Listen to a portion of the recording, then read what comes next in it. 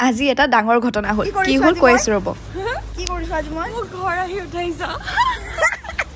ইমানে নুঠে ঘৰ আহি উঠাব লগা হৈছে আজি আমাৰ শ্বুট আছিলে হাজত আৰু প্ৰি উঠাই নাছিলে সেয়ে মই তাক ঘৰ আহি উঠাব লগা হৈছে বতৰটো বৰ ধুনীয়া আছিলে আমি গৈ পালো বৰ্ণালীবাৰ ষ্টুডিঅ'ত আৰু তাত গৈ অলপ সময় বহিলো মই মেৰে লাষ্ট के ऊपर से चली जा গুছি গলো মানে কি বেয়া কমেন্ট দিব বহুত হৈ গ'ল হাঁহি ফূৰ্তি এতিয়া আমি আৰম্ভ কৰিম আমাৰ শ্বুটৰ কাম বুলি কৈছোহে কিন্তু মেকআপ আৰ্টিষ্টজনীৰ লগত চিনাকি কৰোৱা নাই নহয় এয়া হ'ল সুমি দাস এই বায়ে মোক মেকআপ কৰিব আজি আৰু বায়ে ষ্টাৰ্ট কৰি দিলে যেহেতু এক্সাম মেকআপ হয় খুব ভয় খাই আছিলে কিন্তু নাই বায়ে বহুত ধুনীয়াকৈ কৰিছে আৰু এয়া চাওক আমাক চাবলৈ টিকলিও আলহী এজনী আহিছে শুইছিলে উঠিলে তাইৰ লগত খেলিবলৈও মন গৈছে কিন্তু কামটোতো কৰিব লাগিব সময় কথা শুনাই আছিলে লেভেল হৈছে বুলি যেতিয়া মাতিলো ব্লগ বুলি আকৌ চাওক ধুনীয়াকৈ আহিছে এয়া হ'ল দিব্যদা আমাৰ ফটোগ্ৰাফাৰ বাকি প্ৰি মই সকলোৱে ৰেডি হলো আৰু এয়া চাওক এতিয়া ৰেডি হৈ তাইৰ লগত কথাও পাতিলো বাৰু এইটো আছিলে মোৰ ফাইনেল লুক মোৰ খুব ভাল লাগিছে বহুত ধুনীয়াকৈ কৰিছে আপোনালোকে কমেণ্টত জনাব কেনেকুৱা পাইছে ফাইনেলি শ্বুট খতম এতিয়া আমি খাওঁ আৰু ঘৰ মুৱা হওঁ